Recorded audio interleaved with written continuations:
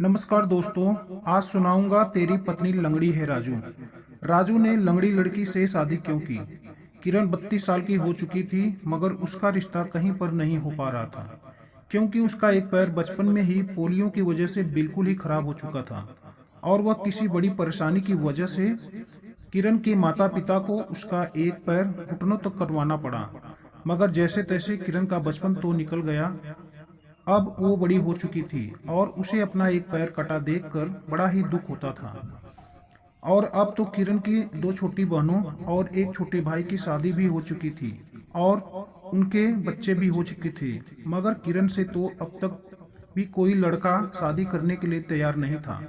अब किरण को घर में ताने भी सुनने पड़ते थे। कभी उसका भाई, कभी उसकी भाभी कुछ न कुछ कहकर उसे खूब रुलाते रहते थे और किरण को कभी भी उनके परिवार में शादी में जाने से मना कर देते थे।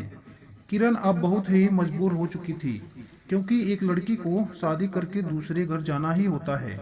लेकिन किरण करे तो क्या करे। किरण घर में सबसे सुंदर थी। तभी एक दिन किरण के भाई ने घर के बाहर अपनी शादी की एक एनिवर्सरी पार्टी रखी और उसमें अपने सभी दोस्तों और रिश्तेदारों को बुलाया। लेकिन किरण की भाभी और भाई ने किरण को बाहर पार्टी में आने से साफ मना कर दिया था। यह सुनकर किरण को बहुत ही ज्यादा बुरा लगा और उसने ये बात अपने माता पिता को बताई। लेकिन उसके माता पिता ने भी कहा कि तुम पार्टी में आकर क्या करोगी। पार्टी में आकर वैसे भी तुम्हें एक जन तो संभालने के लिए ही चाहिए, इसलिए बेटी तुम यहीं अंदर ही रहो। माता पिता को ऐसा कहते सुनकर किरण तो घर वालों पर से भरोसा उठ गया। वह खूब रोने लगी और भगवान को भी खूब कोसने लगी। फिर थोड़ी ही देर में पार्टी शुरू हो गई और सभी लोग पार्टी एंजॉय करने लगे। किरण भी पार्टी को एक बड़ी खिड़की से देख रही थी। तभी अचानक किरण को उस खिड़की में एक राजू नाम का लड़का बहुत देर से देख रहा था और उसे किरण को देखकर बहुत ही अच्छा लग रहा था। राजू बड़ी कंपनी में काम करता था और शायद राजू किरण को देखकर उससे प्यार करने के सपने देखने लगा, क्योंकि प्यार एक ऐसी चीज है जो कभी भी और किसी से भी कहीं पर भी हो सकती है। किरण राजू को बहुत प्यारी लग रही थी और अब वो किरण से मिलना चाहता था, लेकिन राजू को ये नहीं पता था कि किरण विकलांग है। तभी राजू ने किरण के भाई से पूछा कि वो लड़की कौन है जो अंदर खिड़की में देख रही है। वो मेरी बहन है। तो राजू ने पूछा कि वो क्या पार्टी में नहीं आई। तब उसके भाई ने कहा कि नहीं, हमने उसे पार्टी में आने से मना किया है, क्योंकि वह विकलांग है। पोलियो की वजह से उसका पैर कटवाना पड़ा था। ये सुनकर राजू को बहुत ही ज्यादा बुरा लगा और उसके सारे अरमान मिट्टी में मिल गए। लेकिन राजू अब वो किरण से मिलना चाहता था। तभी वो उसके भाई से पूछकर किरण से अंदर मिलने चला गया। तो किरण उसे देखकर पूछने लगी कि आप कौन हो। तब वो कहता है कि मेरा नाम राजू है और मैं आपके भाई की ही कंपनी में काम करता हूँ और वो मेरा दोस्त भी है। ये सुनकर किरण उसे नमस्ते करती है और उसे बैठने के लिए कहती है। वो राजू एक कुर्सी पर बैठ जाता है और फिर वे बातें करने लगते हैं। आप पार्टी में क्यों नहीं आई। ये सुनकर किरण उदास हो गई और वो कुछ नहीं बोली। राजू सब समझ गया कि उसे किसी ने आने ही नहीं दिया होगा और उसे कहीं लेकर जाने के लिए उसके साथ कोई एक जाना तो होना ही चाहिए। तो राजू और किरण ने बहुत सारी बातें की। किरण भी राजू से बात करके बहुत खुश थी। बातों ही बातों में राजू ने किरण से कहा कि किरण, तुम शादी कब करोगी।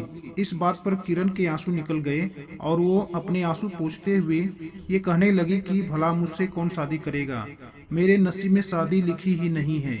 ये कहकर वो रोने लगी।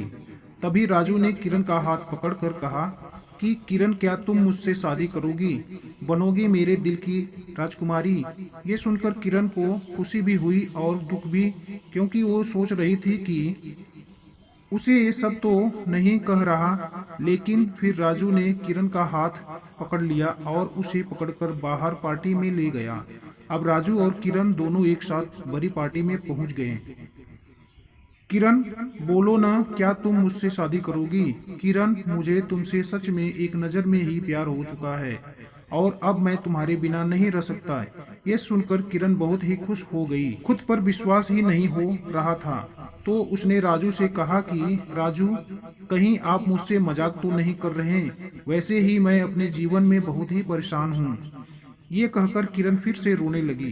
तभी राजू ने किरण के आंसू पोंछकर कहा कि किरण, ये जो जोड़ियां तो ईश्वर बनाता है, और मान लो कि अगर शादी के बाद भगवान न करे कि मेरा पैर कुछ हो जाए, तो क्या तुम मुझे छोड़ दोगी?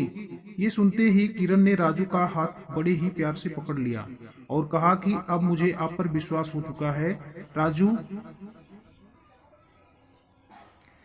राजू किरण के माता पिता से पूछकर उसी पार्टी में सबके सामने ही किरण से शादी करने का वादा कर लेता है।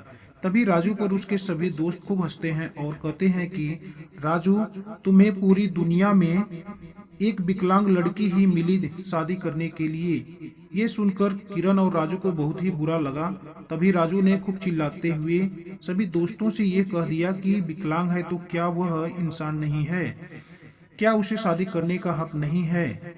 और अगर किरण की जैसे तुम लोगों में से ही आने वाले समय में कोई विकलांग हो जाए तो क्या तुम शादी नहीं करोगे? इसलिए आज के बाद मेरी किरण को कुछ भी कहने की जरूरत नहीं। मैं बस किरण से प्यार करता हूँ और जल्द ही उससे शादी भी करूँगा।